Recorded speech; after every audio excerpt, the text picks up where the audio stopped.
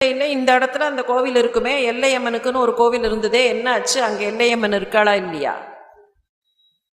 ஆமா சுவாமி, அங்க ஒரு கோவில் இருக்கு, ரொம்ப சின்னது. அது கிராமத்தினுடைய எல்லையில இருக்கக்கூடிய கோவில் எவ்வளவு பெருசா இருக்கும்? சின்னதா ஏதோ ஒரு அரச மரத்தடி பிள்ளையாருக்கு இருக்கிற மாதிரி ஒரு சின்ன விதானம் இருக்கும், அவ்வளவுதான்.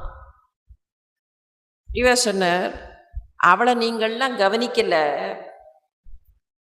முதல்ல போய் அவளுக்கு பண்ண வேண்டிய பூஜையெல்லாம் முறையாக பண்ணி அவளுக்கு என்ன திருவிழாலாம் நடத்தணுமோ அந்த திருவிழாவெல்லாம் நடத்தி அந்த கோவிலை எடுத்து கட்டுங்கள், தன்னாலேயே சிவபெருமானுடைய கோவில் சிவபெருமானே கட்டிப்பார்னர்.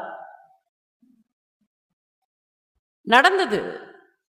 அந்த கிராம தேவதைக்கு செய்ய வேண்டியதையெல்லாம் செய்தார்கள். அதுக்கப்புறம் எந்த தடங்களும் இல்லாமல் சிவாலயத்தின் திருப்பணி வெகு விமர்சையாக நடந்தது.